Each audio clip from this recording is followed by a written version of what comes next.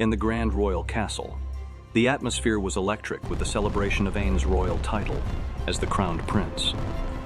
The nobles, dressed in their finest attire, were in high spirits, toasting to the young prince's recent accomplishments. As they sipped on their wine and savored exquisite dishes, they couldn't help but commend Ain's previous heroic acts that had earned him the adoration of the kingdom. Among the crowd, the girls couldn't contain their excitement.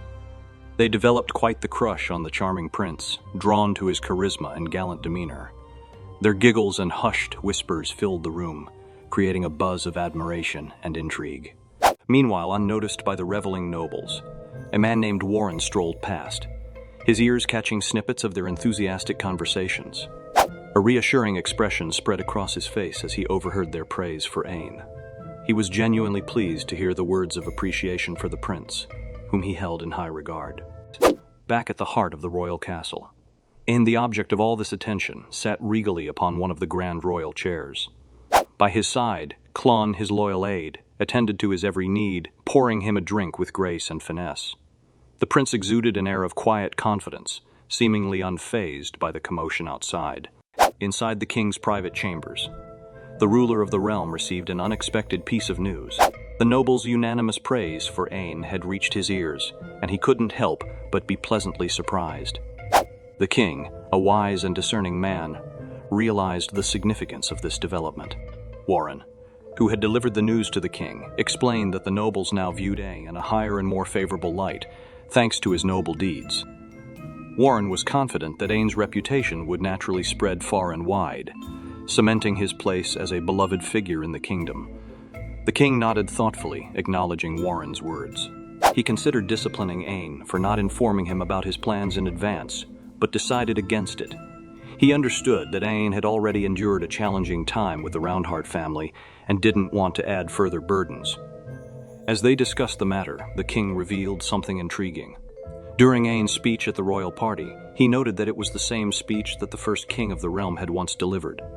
This revelation caught Warren by surprise, as he hadn't had a chance to inform Ain of this fact. He assumed that it must have known about the history of the first king, and the connection between their words and deeds added an enigmatic layer to the prince's character.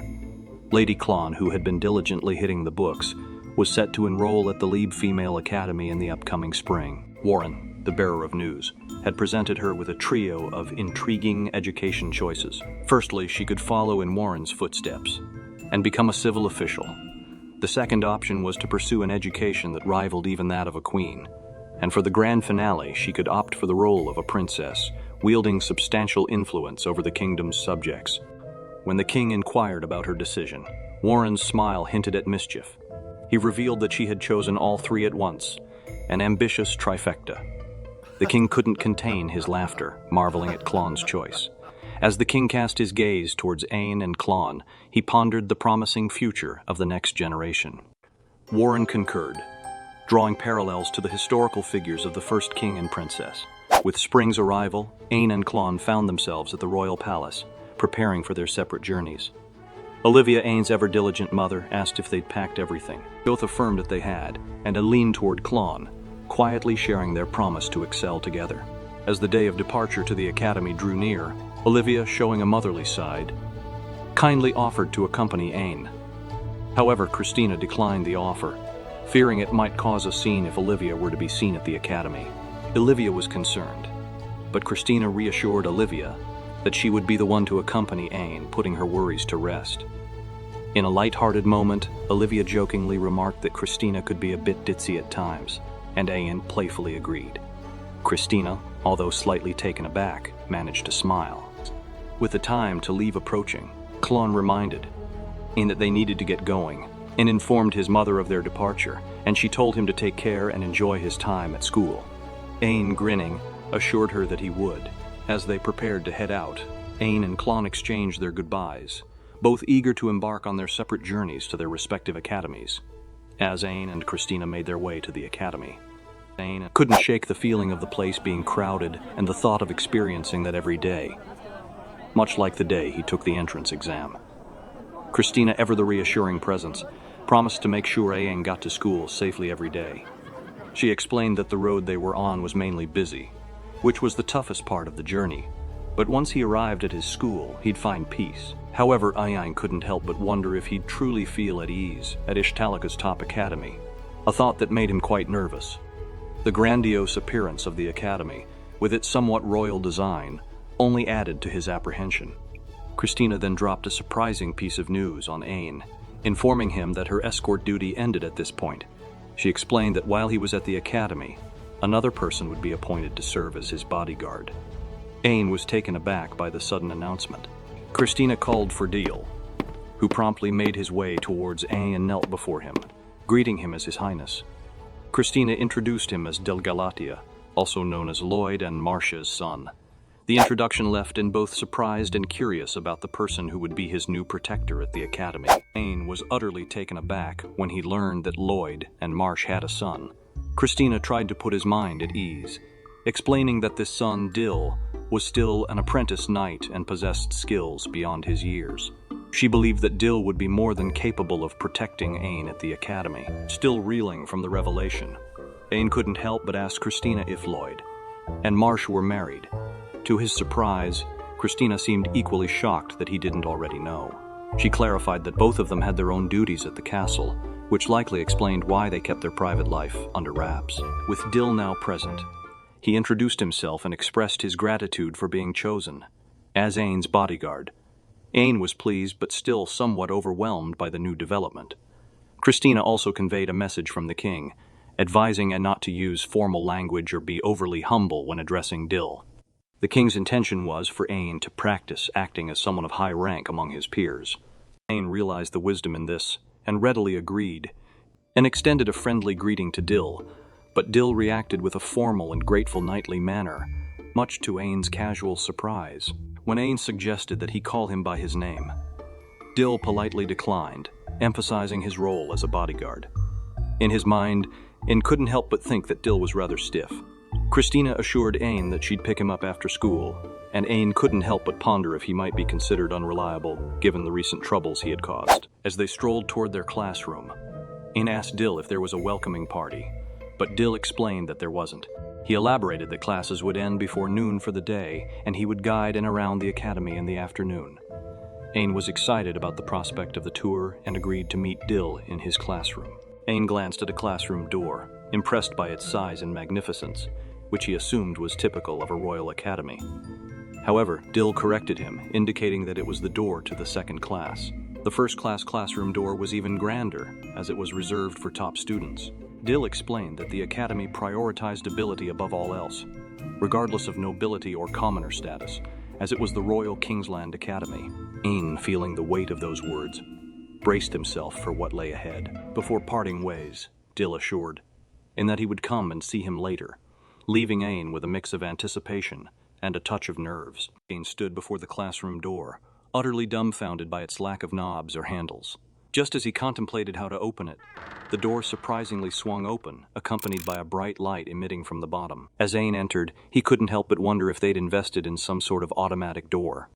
However, his astonishment grew when he found himself surrounded by his fellow top-class students. Ayn mentally noted that typically, there would be around a dozen students in each class. The fact that this appeared to be the entire class put a nervous knot in his stomach. He knew he had to make a good impression or risk failing in his new environment. Taking a seat, the arrival of their teacher, Rook, further piqued Ayn's curiosity. Rook introduced himself as their homeroom teacher. He explained that he wasn't originally assigned to their class, but retracted the statement, instructing the students not to worry about it. Rook went on to inform the class that they were part of a special group, and he had high expectations for all of them. With that, he dismissed the students, leaving them slightly bewildered and unsure of how to react. But Rook wasn't done yet. He added that if they managed to impress or achieve significant results, they would be allowed to skip regular classes. However, they still needed to pass the half-yearly exams.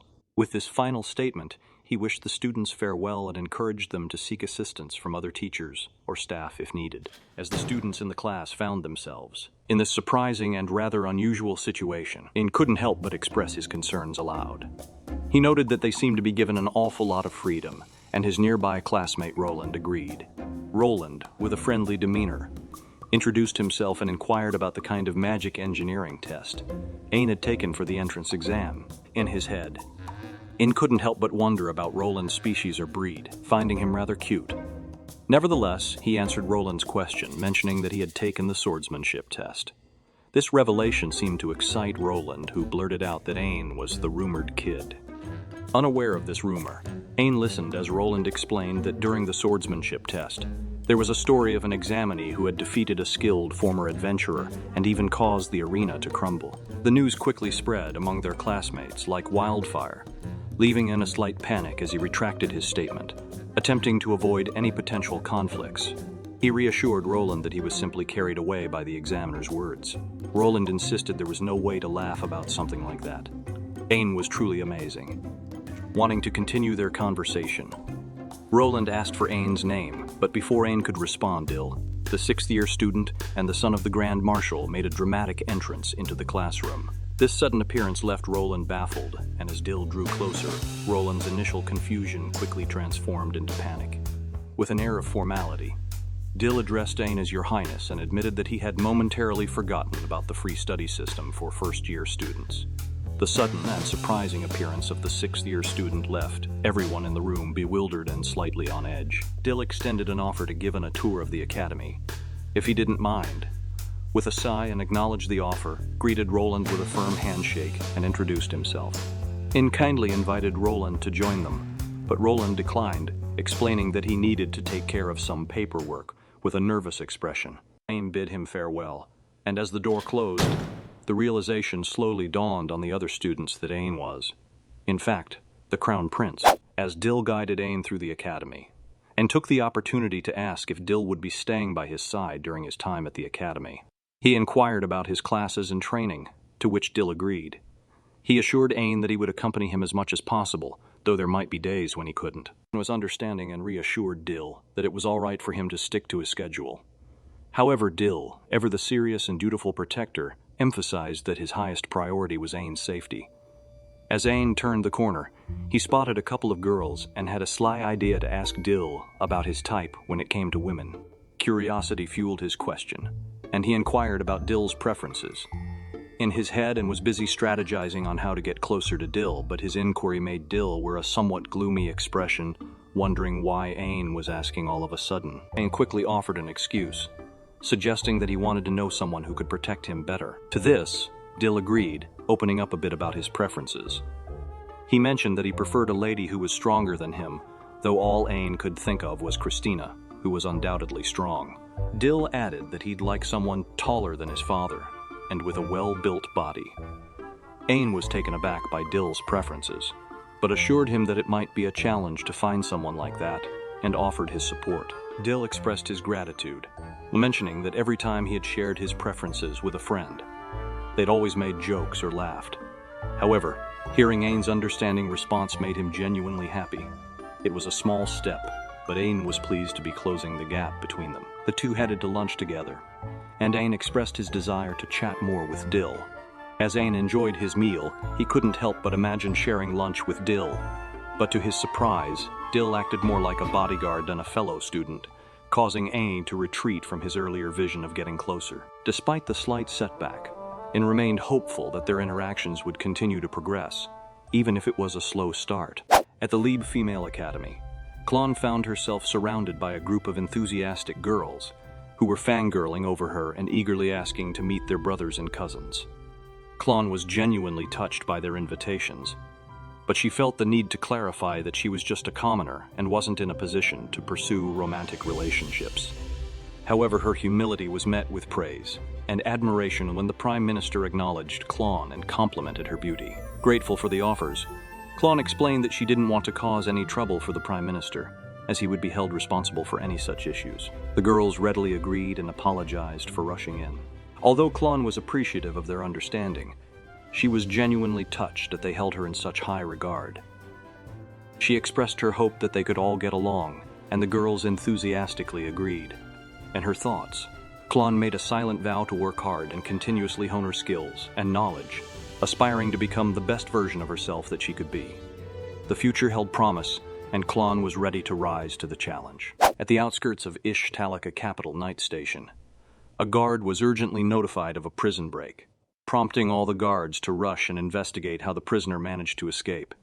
It was a scene of chaos as they scrambled to assess the situation, realizing the gravity of the situation. The head guard issued an immediate order to contact the castle and gather all available information about the knights who had been responsible for overseeing the prisoner. The guards were in a desperate rush to comply with the command. As the head guard examined the gathered information, a name on the list caught his eye, and it sent a shiver down his spine. The escapee was none other than the Sloth, a notorious ex-adventurer who had earned a sinister reputation as a vampire, taking countless lives for money. The city was now on edge, knowing that this dark figure was roaming free and likely planning his next target. A week had passed since Ain's enrollment at the academy, and Dill was curious if he felt any dissatisfaction. Ain reassured him that he was perfectly fine, but he couldn't help but ponder the abundance of freedom and what he should focus on next. Ain then asked Dill if he had heard the news about the sudden change in the first-class teacher. Dill's reaction was quite startled as he began to twitch. He carefully explained that the information he was about to share was not for public knowledge, as the former teacher had some problematic issues and ideals that led to his dismissal. Dill revealed that the teacher in question was Wolf Magnus, the third son of a Marquis family with ties to the Glacier Duke family. Wolf had been in charge of the pharmacy and possessed significant knowledge about monster poisons. However, he had a history of discriminating against commoners, which went against the Academy's policies. With Ain's enrollment at the Academy, it was decided that they should inspect the backgrounds of the staff, which ultimately led to Wolf's dismissal. The revelation left Ain with a better understanding of the Academy's commitment to upholding its principles, and Dill's twitchy explanation added a touch of humor to the conversation. Dill casually mentioned that he had helped a bit with the inspection, but he held no trace of Noble's dignity in him. Curious about the status of the dismissed teacher, and asked for more details, and Dill explained that despite his wrongdoings, Wolf still came from an excellent bloodline and was sent to a place for knights, which was, in essence, a high-class prison. Dill expressed his belief that Wolf deserved a harsher punishment, and Ain couldn't help but admire Dill's strong sense of justice. In response, Ain admitted that he couldn't agree with what Wolf had done, being royalty, and believed it wasn't a good idea to use one's status to trample on others, and he vowed not to engage in such behavior in the future. Moreover, he never really thought that commoners and nobles were inherently different in any significant way. Dill found Ain's perspective beautiful and encouraging, but when Ain suggested they speak casually, Dial declined, explaining that his role was that of a bodyguard. Christina picked up Ain from school, and as they made their way, she noticed something ahead. Christina informed Ain that she needed to speak with a patrol guard and asked for permission to leave him for a moment. Ain agreed, and she emphasized that he should stay where he was. As Ain stood there, he couldn't help but observe the crowded surroundings. Suddenly, a commotion in the distance caught his attention. Two girls were being approached by a group of imposing men, and Ain quickly recognized that they wore the same uniform as Clon, suspecting that they attended the same school. The suspicious strangers began to lecture the girls, warning them about the dangers of walking without a guard and offering to be their protectors. The girls declined, but one of the men didn't seem to care and was about to force them into discussing the matter at their home. Ain decided to step in to rescue the girls. He approached the situation and inquired about what was wrong. Ain reassured the girls and told them to leave. One of the men couldn't resist asking what business Ain had to interrupt them, humorously insinuating that he was playing the role of a prince coming to the damsel's aid. In a tense standoff between one of the men and Ain, the man decided to teach Ain a lesson and prepared to strike a punch, warning that he would regret meddling with adults. But to everyone's surprise, Ain smoothly deflected the attack by tapping his forearm and then swiftly twisted the man's arm, causing him to mumble in painful discomfort. Ain pointed out that he had only acted in self-defense, as the man had initiated the attack. The other men finally realized that Ain was wearing the uniform of the Royal Academy, but one of them remained undeterred and moved to attack Ain simultaneously. However, Ain quickly retracted his actions, offering an apology. The men saw this as an opportunity to intimidate him further, considering he seemed scared. But suddenly, their plan was derailed when they were struck with a powerful blow that left all of them unconscious. It was none other than Christina, who had arrived on the scene. She scolded Ain, reminding him that she had explicitly instructed him to stay where he was, although Christina didn't fully grasp how honorable Ain had been in the situation. She noted that he should have called for her instead. Christina wore a fierce look on her face, clearly displeased with the turn of events, and Ain openly agreed with her assessment. Christina assured him that it was fine, as he seemed to understand the situation, but she couldn't help but wonder why he always got into trouble, and explained that he couldn't simply stand by and watch what was about to happen to the girls. Christina, though still concerned, acknowledged Ain's intentions and decided that she would report the matter to the king. Ain was later seen walking with his mother, Olivia, and Christina after the earlier incident. Christina playfully remarked how fortunate it was that Ain only received a lecture from the king and had to write 50 pages of reflection. Olivia, however, couldn't help but express her concern over Ain's recent actions, and acknowledged his mistakes and admitted that he had genuinely reflected on his actions. Christina then jokingly suggested that Laurel, his grandmother, should also scold. Laurel, who was introduced as the Queen of Ishtalica and a dark elf, chimed in, expressing her concern about Ain's actions, and decided to give him a present, and finally realized the purpose of their visit to the treasury. Laurel presented him with a pitch-black dagger and suggested that it would be great if Ain could absorb a Dullahan's magic stone with it. Ain hesitated, unsure if he was allowed to take such an important national treasure, but Laurel assured him that he was the crown prince, and it was perfectly fine.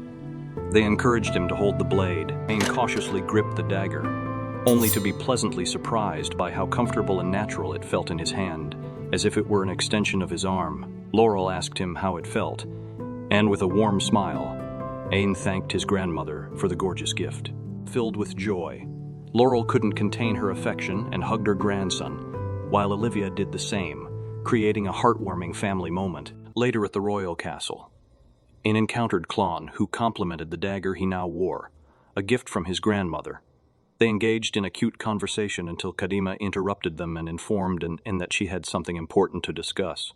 Kadima explained that it was regarding the cursed magic stone they had purchased from the store. Ain inquired if she had made any progress, but Kadima, unfortunately, couldn't make any headway in analyzing it. She asked Ain if he had any ideas. Ain suggested checking out the Royal Kingsland Academy's library, where there might be more information available. Kadima mentioned that she had already read all the books about magic stones, but had found nothing on the cursed one. Ain pondered the situation and remarked that they seemed to be stuck. Kadima, in a moment of frustration, called Ain useless. This triggered him, and he responded by playfully grabbing her ears and pinching them, causing Kadima to beg for him to stop. After releasing her, Klon scolded him that he shouldn't resort to violence, and Ain apologized and explained that it was his usual way of dealing with such comments. Kadima then informed them that there was only one option left, for Ain to absorb a small portion of the cursed magic stone as a last resort. Ain, with a slightly annoyed expression, understood that this was likely the outcome Kadima had wanted all along. She assured him that it should be safe to take just a small amount, and if anything went wrong, they could seal the room and destroy the magic stone. Klon expressed her concern for Ain, but he reassured her that he had everything under control and urged her to step back, just in case.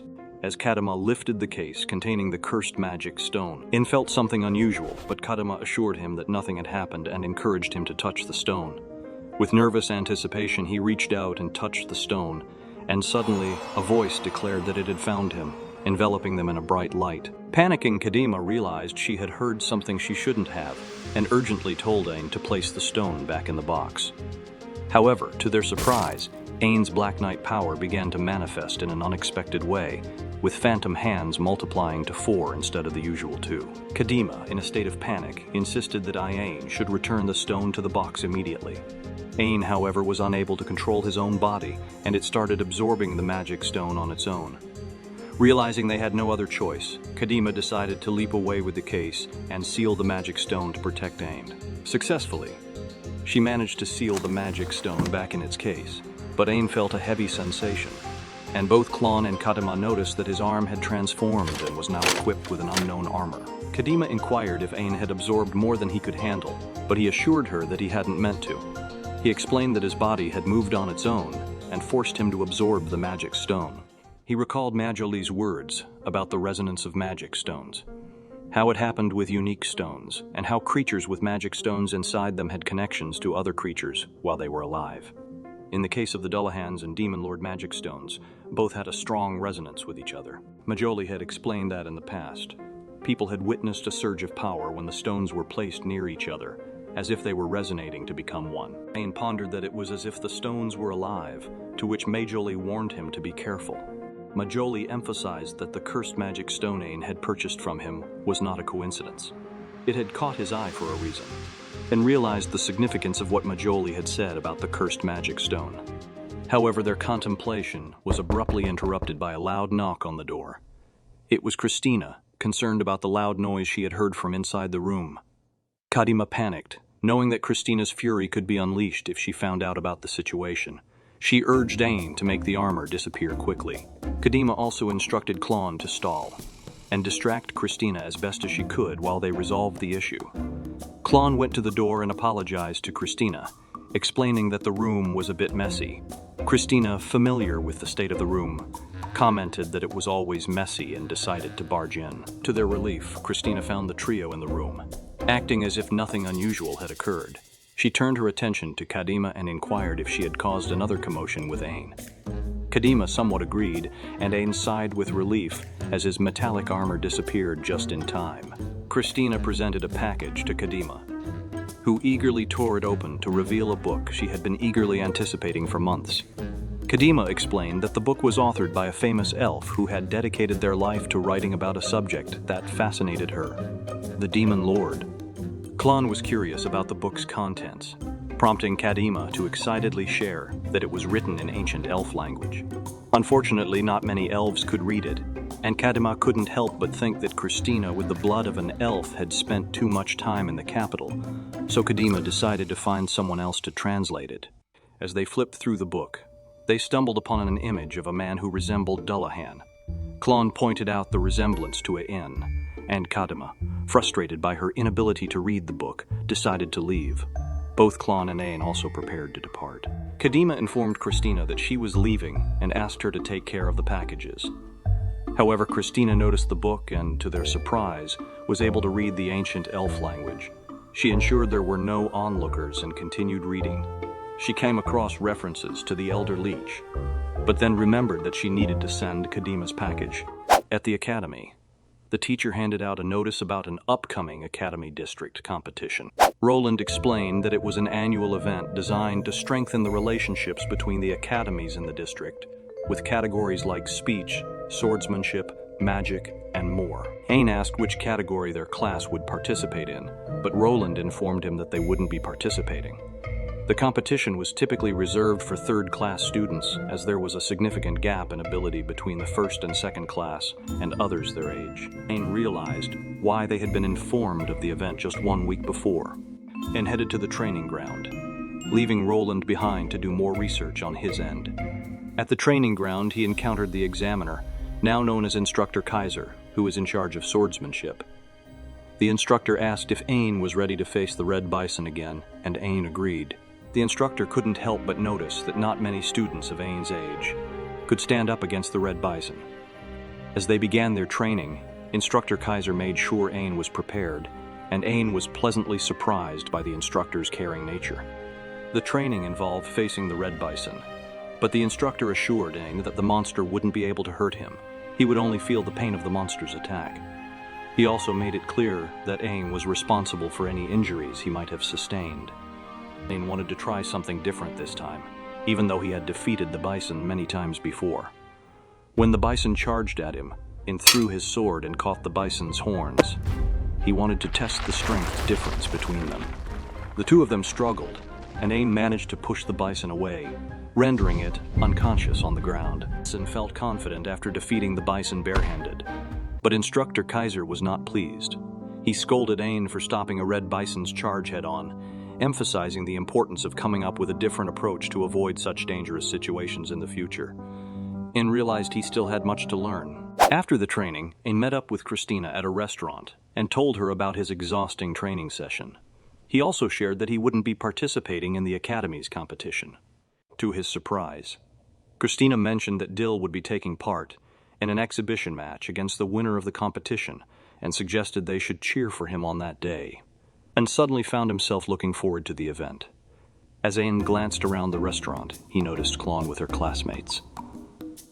Klon was surprised to see him, but he acted as if he hadn't noticed her, which made her pout in disappointment. Christina mentioned Klon's reaction, and Ain realized they had sat right beside them, which made him nervous. One of Klon's classmates recalled that they had been saved by the Crown Prince the other day, and Christina whispered to Ain that she was the girl from the other day.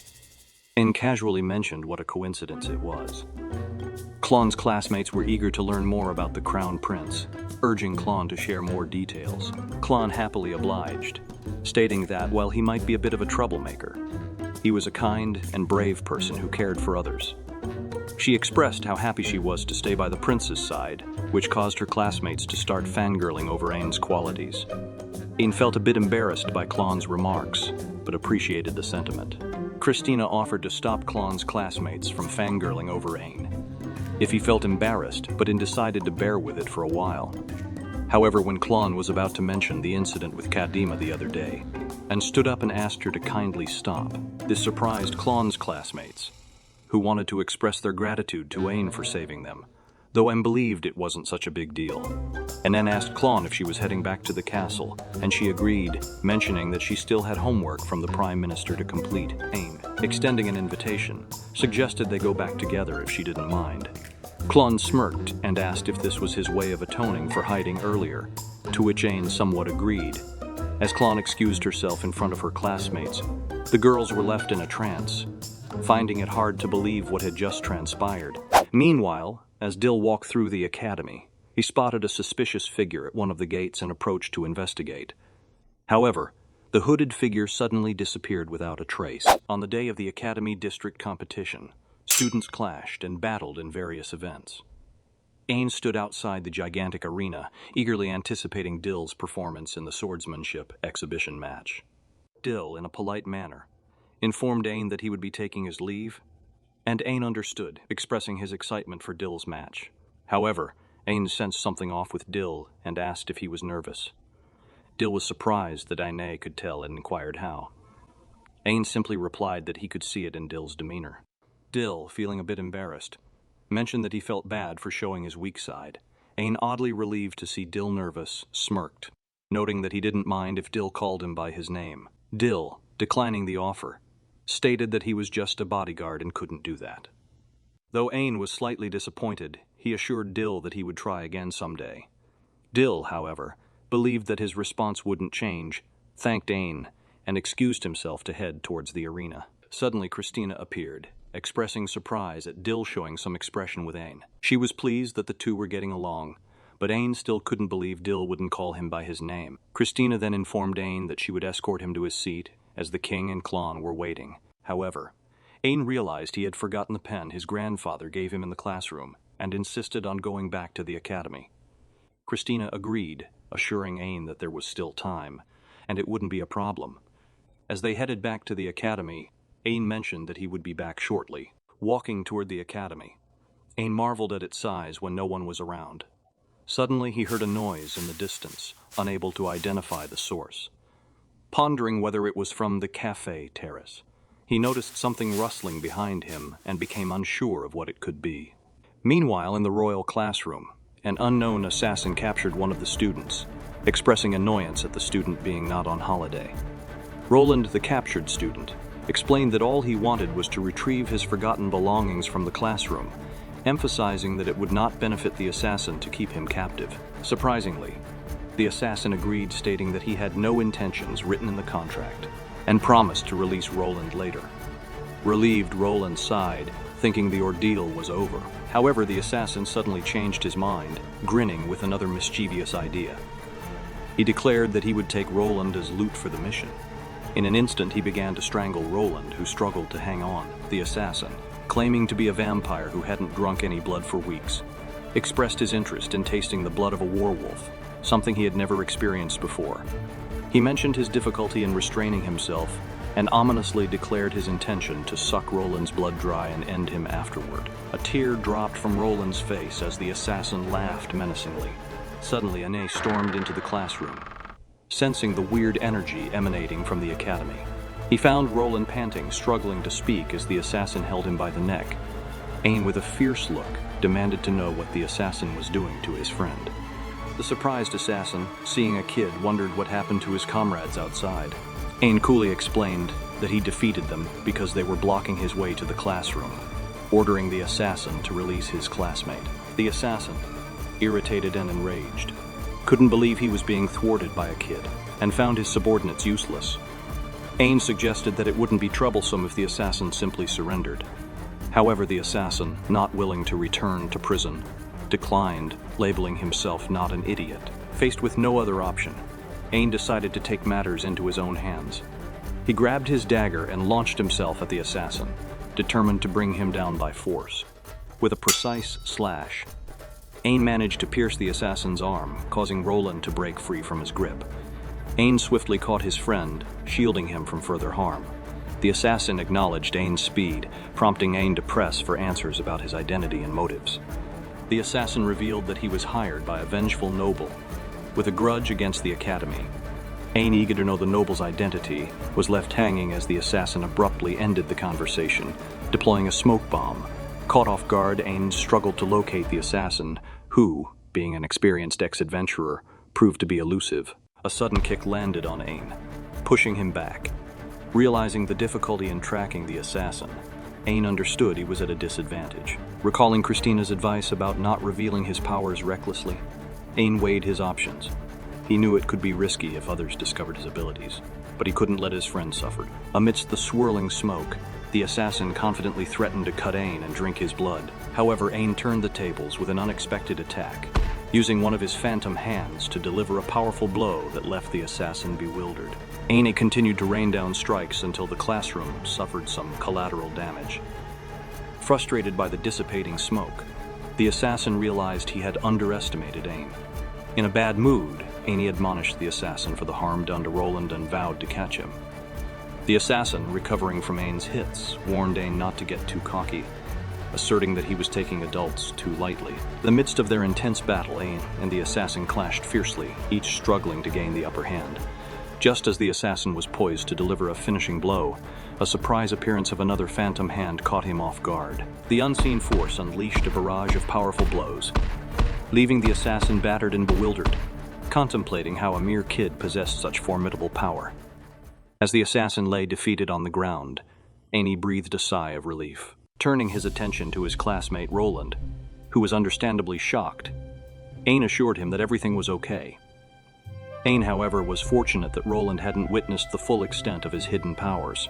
Roland, intrigued and concerned, questioned the motives of the assassin, while Ain, equally curious, tried to piece together the puzzle. Ain recalled the assassin's claim about being hired by a vengeful noble, and with a peculiar scent lingering from the cafe's terrace, he began to connect the dots. Realization struck him, and he urged Roland to ensure his safety and inform Christina to head to the terrace immediately. With a sense of urgency, Ain rushed to the cafe's terrace only to find a casually seated figure, none other than the recently fired ex-teacher, aka Wolf Magnus. Despite the suspicious circumstances, Wolf greeted the Crown Prince with an air of mischief. Ain, relying on intuition, pointed out that a noble like Wolf might harbor a grudge against the Academy. When questioned about his intentions, Wolf feigned ignorance. Ain, using his keen senses, detected the scent of multiple magic stones beneath the lake and promptly deduced Wolf's plan. Ain shared his insight, citing his familiarity with someone who frequently caused explosions. With a sly smile, Wolf, impressed by Ain's deduction, acknowledged the Academy's corruption and the government's flaws. He emphasized the diminishing boundary between commoners and nobles, expressing his desire for revenge against those associated with the Academy. Wolf aimed to demonstrate who truly held power and intended to teach a lesson to the first son of the Glacier family, the one who reported him. His intentions to destroy the Academy, apologizes and asserts his love for both Ishtalika and the Academy, vowing to stop Wolf's plans. Despite Ain's plea for understanding, Wolf remains resolute, describing the impending explosion as a powerful blow that would reduce the Academy to bits. Wolf revels in the chaos he's about to unleash, declaring his intent to destroy everything and rebuild Ishtalika in his own image, deeming it a revolutionary moment. Ain, perplexed by Wolf's talk of revolution and controlling Ishtalika, couldn't grasp the concept of its true and righteous form. Despite the confusion, Ain lunged at Wolf with his dagger, aiming for a decisive strike. However, the situation took an unexpected turn as multiple explosions erupted around Ain, forcing him to step back and assess the danger. Ain, considering the possibility of a shockwave or a magical tool, warned Wolf that staying would mean getting caught in the explosion, and questioned whether he was truly willing to die. Wolf, confident in his protective jewels and magic tools, revealed his plan to watch Ishtalika fall and rise to revolution from a special seat. However, Ain, quick to adapt, changed his approach. He leaped towards Wolf, targeting the jewels, and with a precise slash, destroyed them. Wolf, now irritated, retaliated with a series of explosions, but Ain remained unfazed. Ain, unimpressed by Wolf's defense mechanisms, urged him to surrender, ignoring Wolf's complaints about having a mountain of things to do. Ain continued to pursue him, eventually thrusting the handle of his dagger into Wolf and inflicting him considerable pain. Having defeated Wolf, Ain asserted that Wolf's wishes would not come true. Determined to prevent the explosion, Ain quickly tied up the defeated Wolf to ensure he wouldn't escape. In a rush, Ain stripped off his clothes, preparing to jump into the lake. Wolf, lacking faith in Ain's ability to defuse the bomb, only increased the timer countdown for the explosion. Without hesitation, Ain leaped into the lake. As he submerged beneath the water, Ain discovered a large box of magic stones, recognizing it as the likely energy source for the bomb, and acknowledged that defusing the bomb might be impossible. However, with his absorption skill, he hoped to have a chance at success. Attempting to absorb the energy from the magic stones, Ain experienced a peculiar taste sensation. While he found it delicious in small amounts, the mixture of a large quantity was disgusting. Fortunately, the magic stones began to fade, prompting Ain to rush back to the land. Gasping for breath due to the lack of oxygen in his lungs, he felt relieved that he had managed to defuse the bomb in time. Christina spotted Ain and rushed towards him, expressing concern about his well-being. Ain reassured her that he was fine, expressing his frustration with magic stones. Wolf Magnus, surprised that Ain successfully defused the bomb, offered a menacing praise to the Crown Prince. Christina, in response, urged the guards to take Wolf away and requested Ain to explain everything in detail. Ain, still puzzled, considered that if Wolf had planted a bomb at the bottom of the lake, there must be more to his plan. Recalling Wolf's intentions, he realized that targeting the academy wouldn't achieve Wolf's true goal. If Wolf truly wanted to cause widespread destruction, he would have aimed for a day when important people were gathered, such as the day of the competition. Ain realized that the placement of everyone in one area was no coincidence and deduced that there might be more than one bomb. As Wolf walked away with a menacing grin and laugh, he praised the Crown Prince, confident that Ain wouldn't be able to defuse the bombs in time. Christina, furious, confronted Wolf about the bomb's location, but Ain clarified that it was likely at the arena. Christina, determined, offered to stop the bomb herself and urged Ain to evacuate, but Ain refused. He insisted that he was the only one who could defuse the bombs and emphasized that running away would put everyone he cared about in danger. Overwhelmed by Ain's resolve, Christina had no choice but to accompany him, supporting his efforts as they rushed to find the next bomb. Meanwhile, at the Academy District competition, Dill suffered a hit and lost a point. As the King and Lloyd observed the ongoing competition, they noted that both competitors had scored 1 point each. The King, trying to analyze the situation, mentioned that Dill's opponent was his childhood friend. However, he dismissed the idea that Dill would have any trouble handling the match. Dill, panting and looking around, realized that Ain was nowhere to be seen. He recalled Ain's anticipation for his exhibition match and found it unusual for Ain to break a promise. As the third round of Dill's exhibition match began, he couldn't shake the worry that something might have happened to Ain. Preoccupied with these thoughts, Dill struggled to focus on the match and move forward against his opponent. In their frantic search for the bomb, Christina and Ain raced through the city. Christina, keenly observing the crowded surroundings, suggested that the bomb might be set up at the back gate. However, Ain was clueless about the location of the back gate. Curious, Ain inquired if there was anything special about it. Christina explained that the back gate was rarely used since the train station was constructed for the Academy District. She mentioned a wide park and a bronze statue of the first king near the back gate. Ain, suddenly enlightened, realized that the bomb might be near the bronze statue. With a sense of urgency, they bolted as fast as they could toward the potential location. Arriving at the back gate near the statue of the first king, Ain alerted Christina to a strong smell emanating from the bushes beneath the statue. Suddenly, a burst of bright light emerged from the bushes, indicating that the bomb was about to explode. Despite Ain's realization that they were too late, Christina is determined to change their fate and utilizes her wind magic to catapult Ain towards the bushes, placing her trust in Ain's capabilities to defuse the bomb. Ain, with a determined and slightly exhausted expression, sailed through the air, betting that he would make it in time, while Dill seemed to be struggling against his opponent. The opponent couldn't understand why Dill kept looking away. However, Dill's opponent was confident that he would be the one to defeat Dill and become the strongest in the Academy District. Suddenly, a loud voice echoed through the arena, and it was none other than Ain, arriving just in time. Ain shouted words of encouragement to Dill, urging him to win. With newfound determination, Dill regained his composure and declared that he would be the one to win the match. He ended the fight with a glorious strike, leaving everyone astounded and in joyous celebration as Dill emerged victorious. As Ain walked down to congratulate Dill, Dill was surprised and curious to know what had happened.